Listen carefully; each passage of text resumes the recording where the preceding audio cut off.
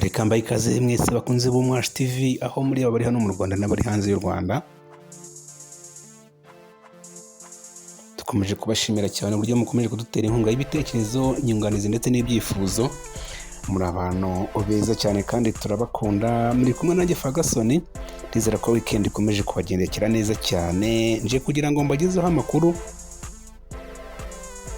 meza kandi atandukanye. Umukinnyi w'umunyarwandakazi yerekeje muri Simba Queens Sport Club yo muri Tanzania.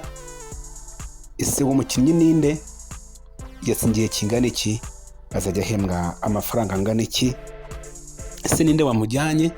Ibyo nibyo tugiye kuba tuganiraho. Ushobora kunyura hano muri comment hasi ukatwandikira igitekerezo ndetse n'inyunganizi, ariko ushobora no kunyura ku mbuga zacu arizo X, Facebook na Instagram ugashaka Ferguson Rwanda cyangwa Dushimimana Benoit Again, ukadufollowing ukajya ukurikirana amakuru agezweho. Mbahaye ikaze.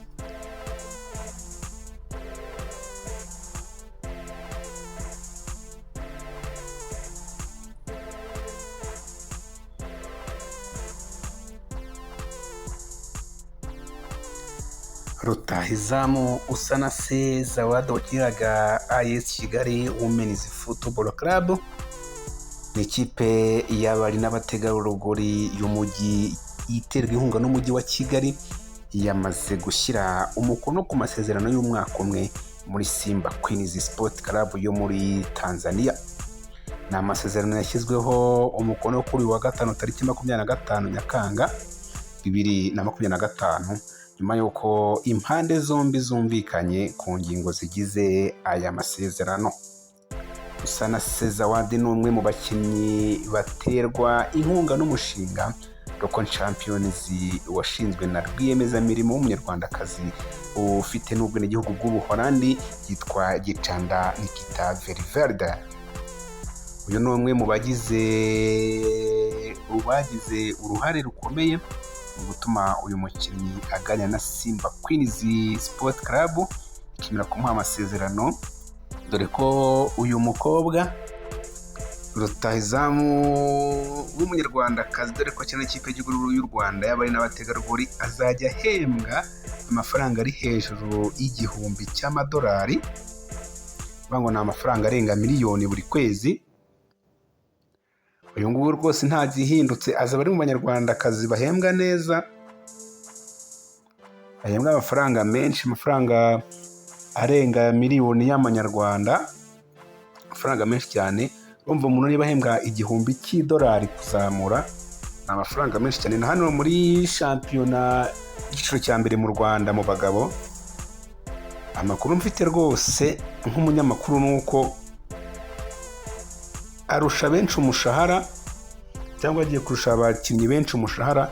Bivuze ko rero uyu mukobwa ni byiza cyane ko agiye guhembwa amafaranga menshi, ndetse si uguhembwa ayo mafaranga gusa, kuko na shampiyona ujya muri shampiyona ikomeye, shampiyona ya Tanzania ni shampiyona ikomeye y'abari mu bari n'abategarugori ndetse no mu bagabo. Nyuma yo gushyira umukono rero muri aya masezerano, umuyobozi mukuru wa Local Champion Gicanda Nikita Ververde yavuze ko arishima kuba Usanase Zawadi abonye ikipe nshya. Ati u Rwanda rufite abakinnyi benshi b'abakobwa kandi bafite impano. Izo mpano zishobora guhatana ku ruhando mpuzamahanga, ariko rimwe na rimwe zirirengagizwa. Ati rero kuba Zawadi agiye hari ikinini bivuze, aba kuri Local Champions ubwo yavugaga kuri shampiyona ya hano mu gihugu ndetse no ku gihugu muri rusange. Ati mpamya neza ko azagera kure harenze aha. Ati rero impano dufite zigomba kwigaragaza, atari ko intego dufite ni ugukora impano nyinshi kandi tukazohereza hanze. Biteganyijwe ko Usanase Zawadi azajya yambara nimero 19, akaba azava mu Rwanda tariki ya 15 z'ukwa munani 2025, akageza muri Tanzania kwitegura umwaka utaha mushya w'imikino 2025-2026. ntabwo ari uyu mukinnyi w'umunyarwanda gusa iyi kipe ya Simba Queens Sport Club yo muri Tanzania yifuza, dore ko iri mu biganiro bya nyuma n'umukobwa witwa Umutesi Magnifique ukinira ikipe y'Indahagarwa Women Football Club nawe kino cyiciro cya mbere hano mu Rwanda. Twibutse ko Simba Queens ni ikipe ikomeye mu karere ka Afurika y'Iburasirazuba kuko iheruka kwegukana igikombe cya Sekafa ndetse imaze kwegukana ibikombe 4 bya shampiyona muri Tanzania. Iyi kipe kandi ifitanye na Local Championship iri gutegura uburyo nyuma y'umwaka utaha w'imikino hategurwa irushanwa rizahuriza hamwe amakipe akomeye y'abagore aherereye mu karere ka Afurika y'Iburasirazuba no hagati Sekafa. Ni byiza rero, uyu mukobwa ntabwo ari we wa mbere ugiye gukina muri Tanzania, dore ko hari n'undi mukobwa w'umunyarwandakazi Janine cyangwa se Kaboy ukina muri Yanga Africans. Ubwo rero kuba dufite nk'u Rwanda ni inyungu. Mbabwira nti tuzajya tugerageza dushaka amakuru y'abakinnyi b'abanyarwanda bakina hanze y'u Rwanda cyangwa se n'abagiye kujyayo n'abagiyeyo. Amakuru n'ahandi wasanga uretse ku Mwashi TV. Ubwo niba u Rwanda rufite uyu Zawadi Usanase muri Simba, rukagira Kaboy muri Yanga. Kaboy rwose wamaze gukonfirma ko ari umwataka ukomeye cyane muri Tanzania mu ikipe ya Yanga Africans y'abari n'abategarugori. Ubwo na Zawadi niba agiyeyo nawe ni umukobwa ukina kandi ukinisha imbaraga, dore ko ekipe ya Rayon Sports nayo yaramushakaga ariko biza kwanga. Ni ikintu cyiza cyane ku bakinnyi b'abanyarwanda. Buriya murambabwira ni iyo umukinnyi agiye ahantu akitwara neza aba ambasaderi, ejo twakumva hari n'abandi bakinnyi bagiye.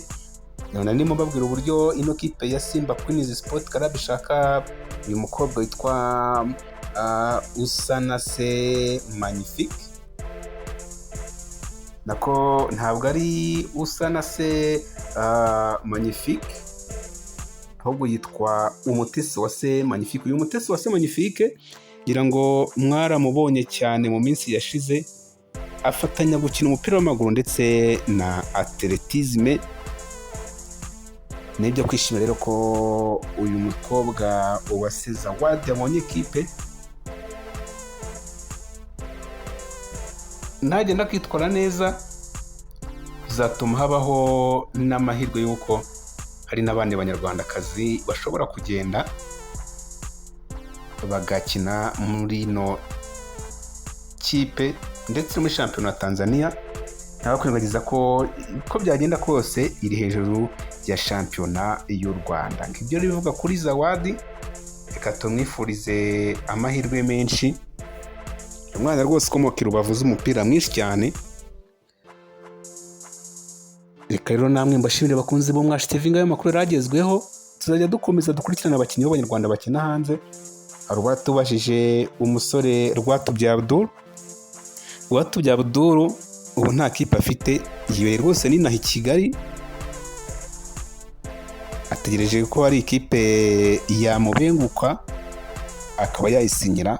Ubu ni umushomeri, nawe niba ufite kipe wamuganiriza nta kintu bitwaye. Rwatubyaye Abdul. Ubwo rero tuzaganira no ku undi mukinnyi avuga ko ashobora kwerekeza ku mugabane w'i Burayi. Mukomeze mugire weekend nziza, turabakunda kandi dukunda ibitekerezo byanyu.